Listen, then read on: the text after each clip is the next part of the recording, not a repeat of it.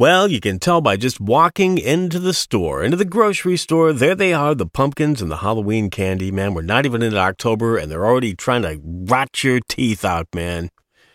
Halloween is coming, and it's going to be fun. Actually, probably not. Remember when Halloween was fun? Yeah, when you were a kid. You know, dressing up in the most outrageous costume. Honestly, I kind of think that anybody that's over the age of 18 and still dresses up in a Halloween costume, for the most part, really needs to kind of rethink their priorities, man. But, the kindly inquisitors, the new inquisitors, want you to know that there are certain Halloween costumes that you cannot wear.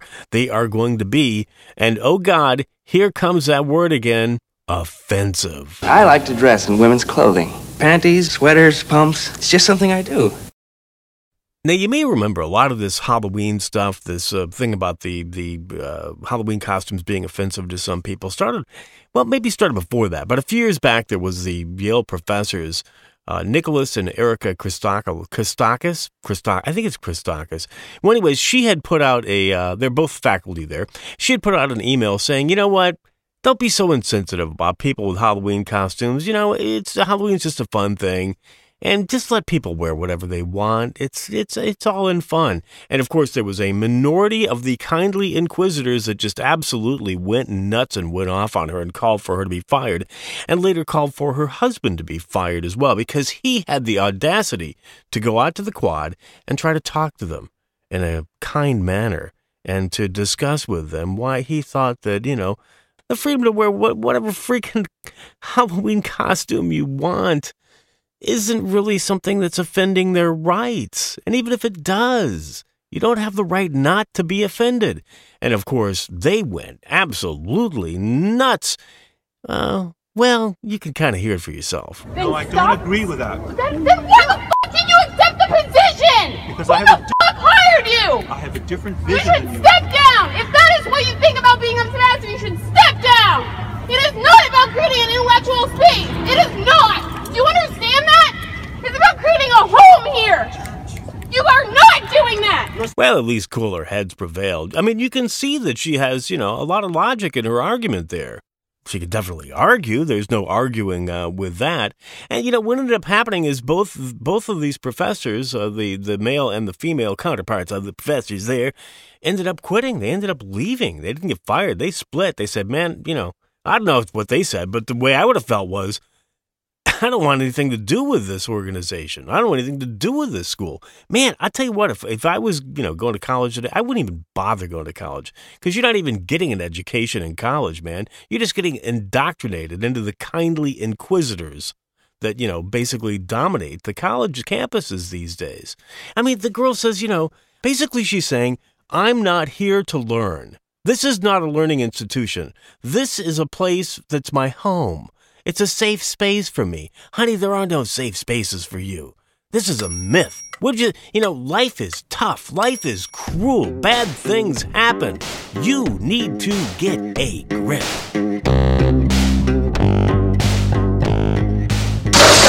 Because of time constraints, we move ahead in our program. So what exactly are the Halloween costumes that you are not, quote-unquote, allowed to wear this year? A quick Google search brought me to the Cosmopolitan website, Cosmopolitan magazine, also known as Cosmo Protestant. There's a couple that I won't read off. A couple that I won't read off just because current laws and regulations may prohibit me from doing so. Actually, there are no laws and regulations. It's just that I might offend somebody, and then, the tweet storm will happen and the whole world will come crashing down, and Google and Facebook will come to my door with the goosed up in Gestapo and they'll take me away. So we'll skip the first two here.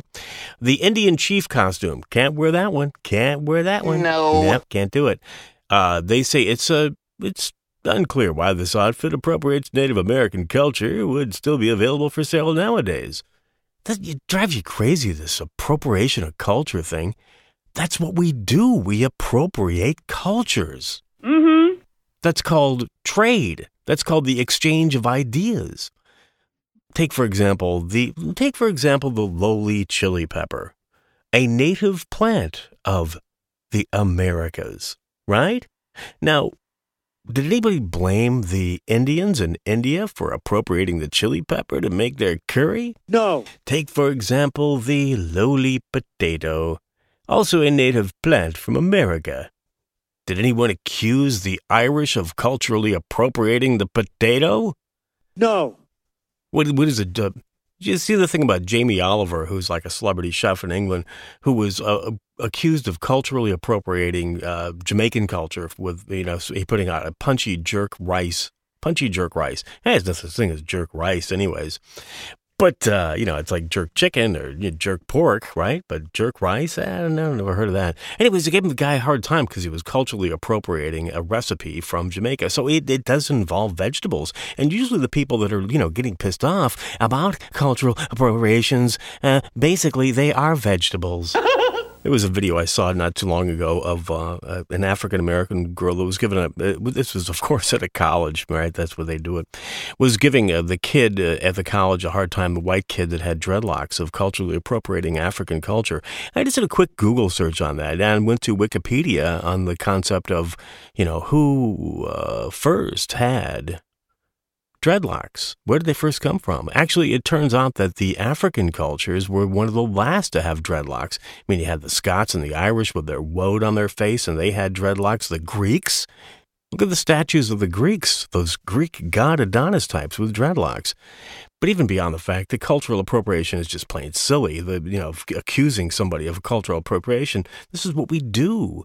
We visit another culture and we take things from them and they take things from us. It's called the free exchange of ideas. If you didn't do that, you wouldn't even have any commerce. There would be no free trade. Cultural appropriation is a silly myth. God, that is so not true. Okay, what else we got here? Adult women's blue sexy geisha costume. You can't wear that because you would be culturally appropriating Japanese culture. Of course, Japanese have baseball. I mean, they didn't invent baseball. They culturally appropriated that. How come everybody's only upset about cultural appropriation when it comes from non-white people, right? When it's white folks appropriating somebody else's culture. But when they appropriate our culture, nobody even bothers with it. It's not cultural appropriation. It's not stealing. It's just, they're privileged people. They have their privilege. We can just take whatever we want from them because they've got all the privilege. They've got all the power.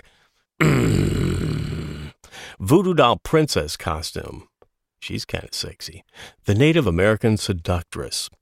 And their quote says, "Do we really have to go over this again?" Yes. Man, these people are so freaking uptight. Sexy shooter happy hour costume. Now it looks like a Latin American stereotype together isn't very creative.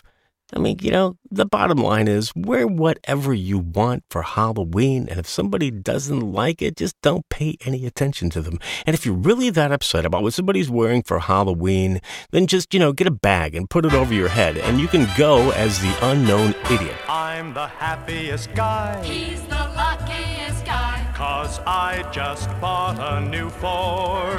From a wonderful dealer. Wow, what a dealer! For a Ford or a fine used car.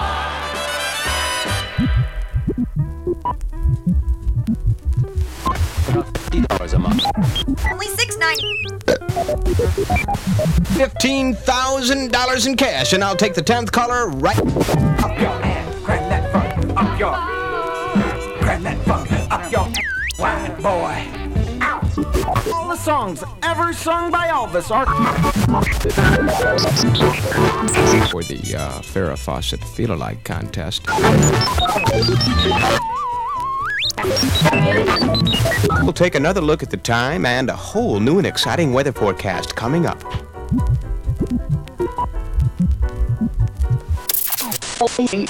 The John Ford Podcast.